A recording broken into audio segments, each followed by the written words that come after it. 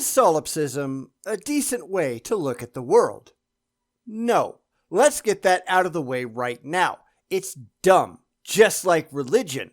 This is not how rational people critically evaluate reality, because this isn't about reality at all. It's all about fifis. It always is, and it always will be. This is how irrational people operate, and this is why they all fail.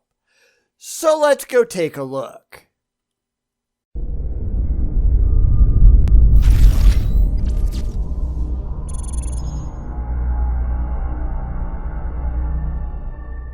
So here we go with my second solipsism video. I kind of wanted to give enough time between them because it's not really what my channel is about. I just wanted to provide a larger context for the insanity that we see in the world. It's not all about religion, folks. It's all about stupidity. This time, we look at some guy named Aaron who wants to explain solipsism, although he really isn't nearly the most extreme I've ever come across. This is kind of solipsism light, but I can use it as a springboard into a larger discussion. And it's amazing how much crazy ideas like solipsism and crazy ideas like religion have in common. I hope you enjoy it. Let me know if you want to see more of this kind of content in the comments, and away we go. We don't actually know if anyone else exists. Not for absolutely certain that is true. Hard solipsism is a bitch. But the simple fact is, we have to assume that other people exist, and Aaron here has to agree. Otherwise, why is he posting a video on YouTube for an audience that doesn't actually exist? And that's something we notice from the solipsists. They are doing things that are inexplicable if they actually believe the things that they claim about solipsism. So what's the actual problem here? I don't know. Let's see where this goes. My experience of life is only through my own perception. All of the sensory perception, the sight, the sound, the taste, the touch, they're actually impulses from the outside world, and they're going through the filter, the receiver of your brain. So you're actually experiencing everything through your brain. You're not necessarily actually experiencing the other person. Everything is actually my perception, and I don't really have a way to prove that something outside of me exists because I'm experiencing everything outside of me from the inside of me. Which really doesn't change anything, does it? Because if you don't make the assumption that anything out there in the unverifiable cosmos is actually real, then there's nothing else that can be said. There is no conversation because there's no one to have it with. It's why solipsism is so dumb when it comes right down to it, especially when you get to the more extreme versions. Because even solipsists don't take it seriously. If they really believed that they were the only things out there that actually existed, why would they even bother talking to us? Why would we ever hear from them? Why would they make videos? Why would they eat non-existent food? Why would they hold non-existent jobs? These are things that you gotta ask them, and they don't have answers. Honestly, why wouldn't we just find their bodies littered all over the ground because they just stop eating? If everything is an illusion, why breathe? Why eat? Why drink? It's a complete waste of time. The fact that they don't just starve to death or asphyxiate, that proves just how little they take the whole thing seriously. Everything around you is perceived by you, and that when you change your perception, you change the world around you, quite literally, because you start to interact with things differently. Subscribe to Conscious Community, tap the bell to stay notified. We don't actually know if anyone else exists. Yeah, I pass. Because the whole idea is absurd on its face. I mean, maybe if you can prove your case, I might consider it, but from your perspective, I don't exist. So why would an imaginary person pushing an imaginary button mean anything And from my perspective, if I take your ideas seriously, you're not real, so why would I subscribe to you? I mean, come on, that's just silly. So if you haven't heard of this before, it actually has a name. And this is a concept that I have spent years thinking about it. When I learn something new or have a new experience or gain some wisdom, I apply it to that concept. And what I've found so far, my experience of life is only through my own perception. When I look at a bush or a tree or this fence, what I'm looking at is actually my interpretation of it. I'm not actually looking only at the fence. I'm looking at the fence from my perspective. Very true. So what? Because that fence is still there from everything that we can tell. If you don't believe that, walk into it, punch it, take a running start. Go in head first. It might help. But wait, I hear him saying, if everything is just an interpolation from your brain, maybe your brain is just telling you that it's there. It's not real, it's just your imagination. Okay, so what?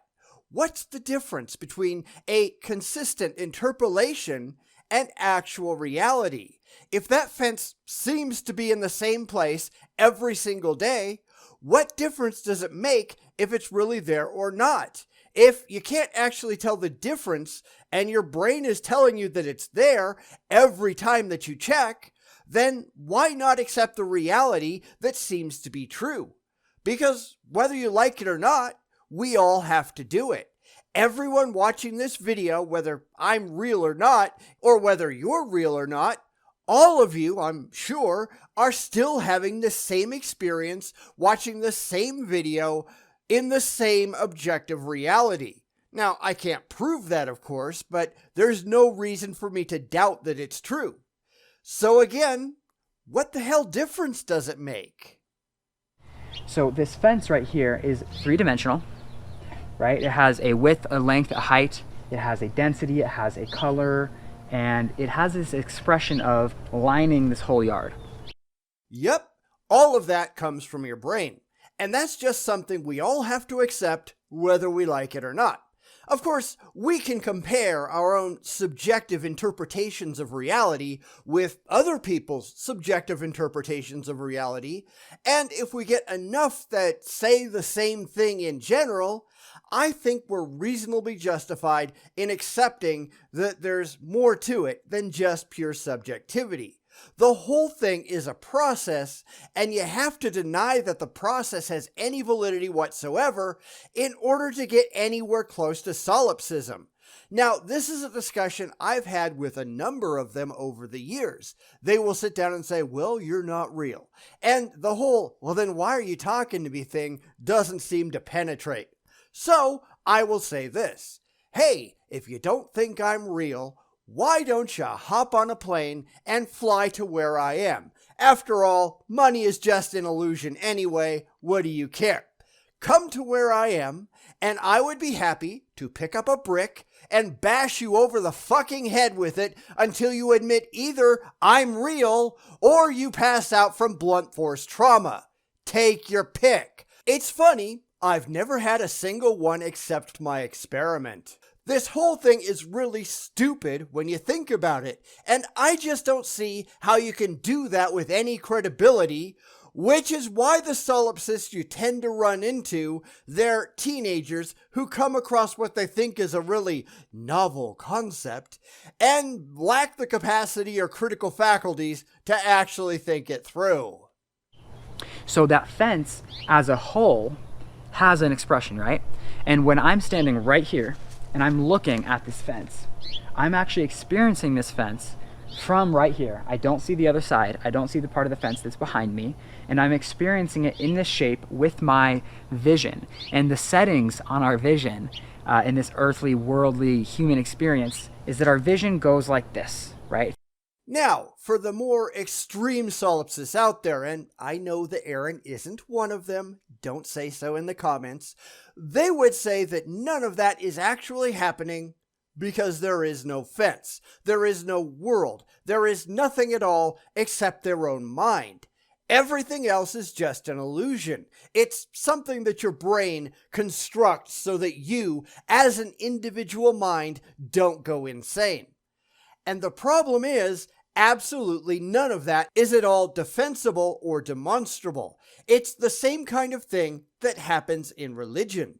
They invent gods and invisible worlds for their own comfort, but there's no good reason to take any of it seriously, because that's just how they want to see things. That's how they insist things actually are. The reality of it doesn't matter at all to them.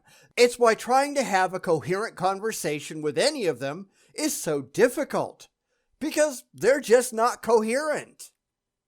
If you've ever done art, or you're an artist, or you took art in school, you'll know that a perspective drawing goes like this. Everything in your vision is like a pyramid, and the tip of the pyramid is the furthest point you can see in the distance on the horizon in front of you, and the base of the pyramid is right here. And so everything that you're looking at is actually going down, and that would look like this.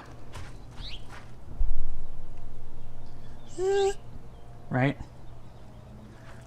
When you look down a long road, it goes like this, and it gets skinny, and then it ends. And so that's what my perspective of this fence is. So I'm actually experiencing this fence from my perspective. If I were experiencing the fence for only what it is, I would have to only experience the essence of the fence and not have the perspective of seeing the fence from outside of it. So if you ask me, Aaron, who are you? That's a really hard thing for me to explain and put into words, because I actually don't know who I am. I don't have a reference point to who I am. Not really, although you can see others and then impose that experience onto yourself, since you are presumably similar to everyone else. But going back to the religious, because the mindset is very, very similar, they want to be special. It's revealed in everything they believe. They want to think that they're the bestest buddies with the all-powerful creator of the universe. We're not like you filthy little heathens over there. We're better than you. History is coded in the blood of the heretics because the religious like to pretend they're gods, give them permission to slaughter anyone they don't like. While solipsism, I guess they're not quite that bad, which is a good thing, and is sort of understandable because they don't think you're real, so why kill you? They still want to think that they are unique and special, often that they are the only thing that actually exists, and everything else, everyone else, is just a figment of their overactive imagination.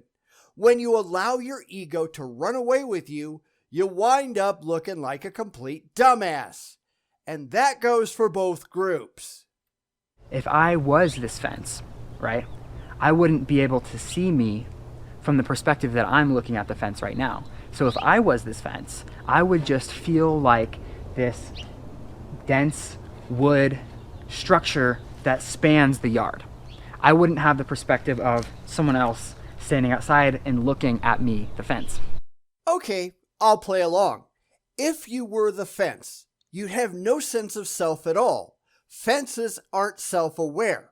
And this kind of betrays the failure in his thinking. He seems to think that he'd feel what the reality is as the fence, but he denies that he can feel what the reality is as the person. Why is that? Because in his theoretical example here, if he doesn't know what he is, why would anyone else? Why wouldn't everyone be just like he is, or at least close enough to share a similar experience?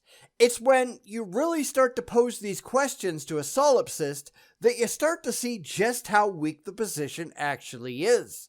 Because they don't have a clue, and the second you point out the inconsistencies, they just get mad, just like the religious do. And so when you think about the world, right, and why are we here, and what is the point, and all of these things, those are still incoherent questions, no matter who asks them. Why implies purpose, and there's no evidence of any external purpose whatsoever. Just because you're out seeking emotional comfort, just like the religious do, that doesn't mean that you're going to find it. That's really the common problem with all of these crazy belief systems. These are not people interested in conforming to reality. They expect reality to conform to their emotional state. They want the world to make them happy, and I'm sorry, it doesn't work that way. You're just a gnat in the works, and ultimately, you don't mean a thing. A lot of people have a problem dealing with that. And too bad for you, isn't it? I think it's really valuable to look at how you're experiencing the world.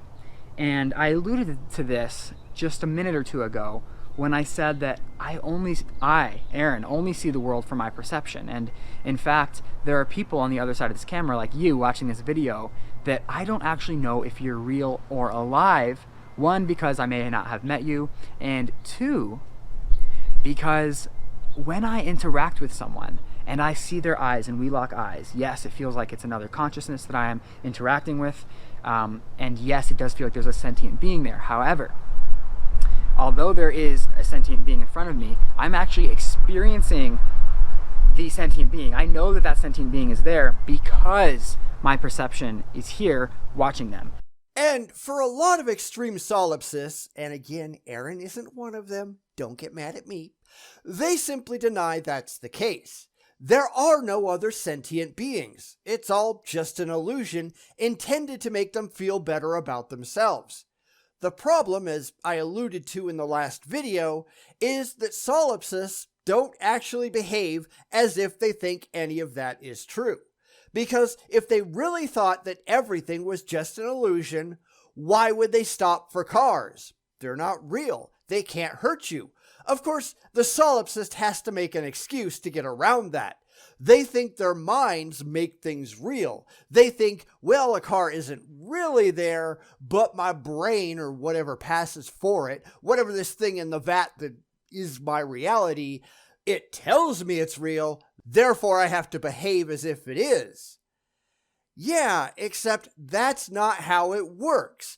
I mean, that would only work if you're not aware that it's an illusion. But these are people running around telling everyone, for some bizarre reason because we're not actually there, that they are the only things that actually exist. So it's not like their mind is tricking them into believing these things are there when they're not. They are completely aware, at least according to them, that everything but them is not real. It's just one of the many, many inconsistencies that you're going to run into talking to these idiots. So everything is actually my perception, and I don't really have a way to prove that something outside of me exists because I'm experiencing everything outside of me from the inside of me. You don't even have a way to prove that. This is where Descartes was wrong, in my opinion. And I'm not mad at him, he just lacked the concepts to see where his "I think, therefore I am" idea had flaws. Because today, we know that artificial intelligence is, at least potentially, a thing. What if you're some super advanced AI that has been programmed to believe as if you were real?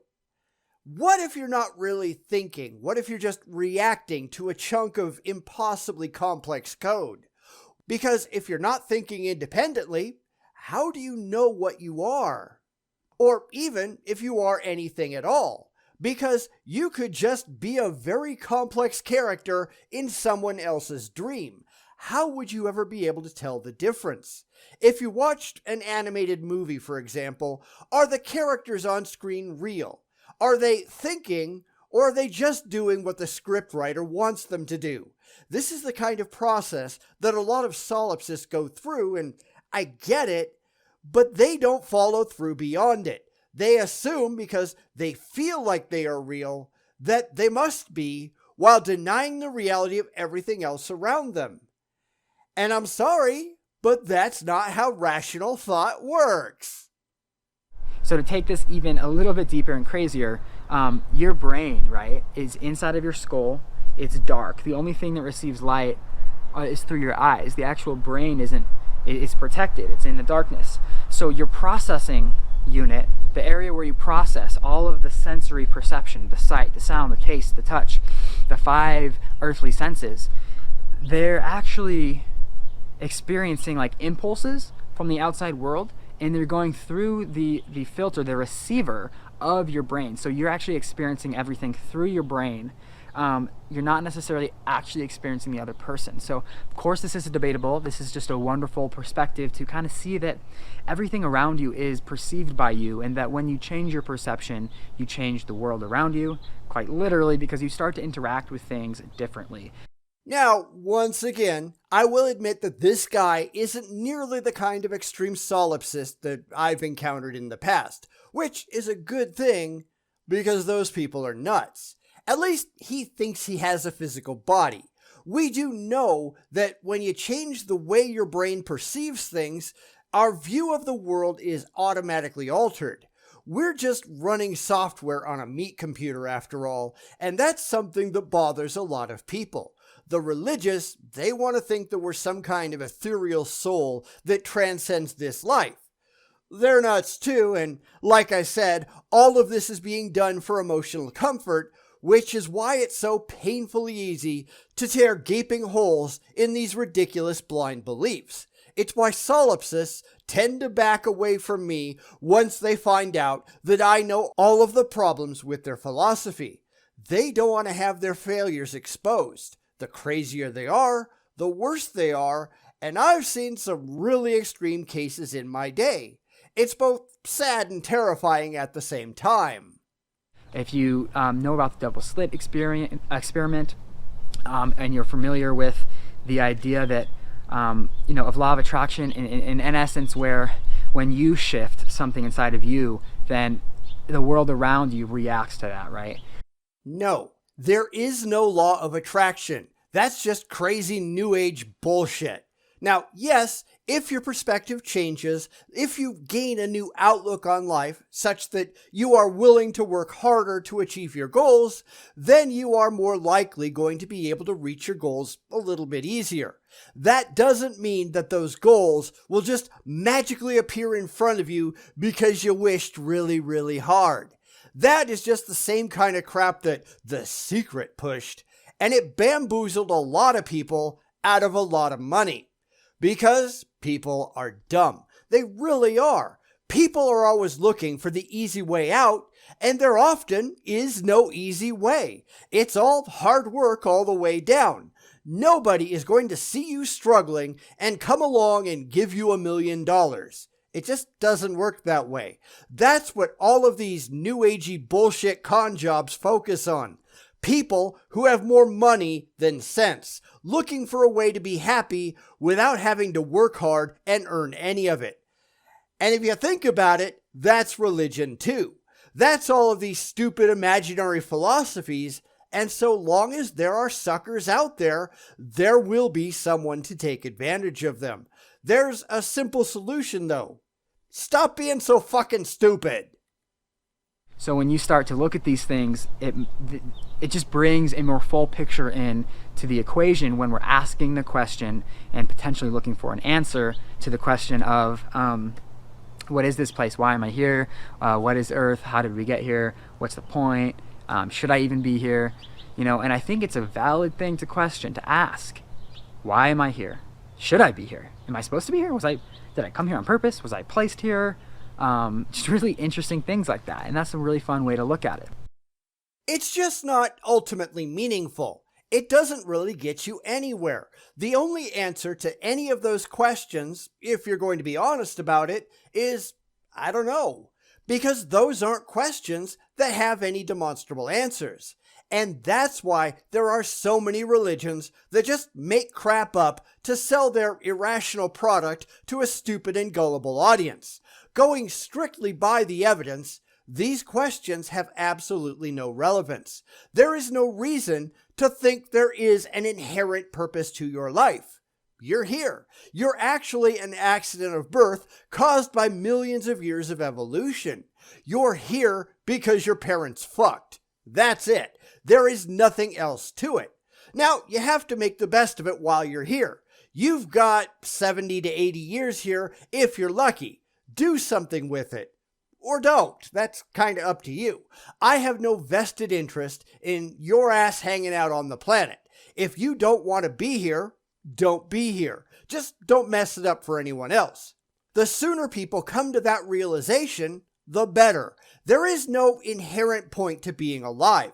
There is nowhere that you're going when you're done. This is it. This is all you've got. Get the hell over yourself, figure it out, and make the best of it. Make of it what you want to make of it. Because from all the evidence we have, this is all that you get. Thank you so much for watching. If you enjoyed these perspectives, subscribe to Conscious Community, tap the bell to stay notified. I love sharing things that I learn about in life, and I love when other people share those things as well. So check out the A Perspective video series with a ton of really cool people, interviews and discussions of, based on consciousness, spirituality, practical spirituality, grounded spirituality, having awareness, and yeah, I just really hope that you get value out of this. Except there is no demonstrable value in any of that. It's all for emotionally frail people who desperately want reality to be something other than what it is. As I've said many, many times before, a big part of the maturation process is coming to grips with the world as it is, not as you wish it was. And that's the problem with these people. All of these people. They want to think that they have control over things that they simply do not have control over. It's why, in 1999, we got a whole lot of people convinced that we were all living in the Matrix. The whole idea of simulation theory is just an attempt to get away from objective reality. We're all in a simulation, and we can make it perfect if only we can find the controls. Except it doesn't work that way, you moron. Whether anyone likes it or not, from every shred of actual evidence that we have, we live in an uncaring universe for a relatively short amount of time, and when we're gone, and that's that. It doesn't matter at all if that makes you happy. Not one bit. You can either deal with the reality that you find yourself in and make the best of it, or you can waste your time bowing down to imaginary gods or thinking you're in charge of it all and go to your grave having accomplished absolutely nothing of value. You're really not that important in the long run. Nobody really cares. And I don't care if you like that or not, it's true. Eventually, humanity is going to go extinct. Every species does. Eventually, the planet is going to be swallowed up when the sun expands into a red giant, and if there is any other life out there in the universe, they'll never know nor care that humanity was ever here. That's just the way it goes. You either make every day that you have count, or you don't. And I don't really give a damn what you do, so long as your beliefs and your actions don't harm the rest of us. The problem is, religion does. Solipsism, not so much, because it's too crazy for most theists to take seriously, and that's kind of saying something when you think about it. I just want people to be intelligent. Use those big mammalian brains that you evolved with for something useful. Do something worthwhile with your gray matter. Stop living in a world of make-believe and just deal with it. You're not impressing anyone. You're just making yourself look like a moron. I think we've got more than enough morons running around right now, so knock it off. Grow up and just use your brain. Come to rational conclusions. Care about the evidence. Care if the things in your head accurately comport with reality. Because we've seen the results of a world that didn't, and it was nothing at all to be proud of.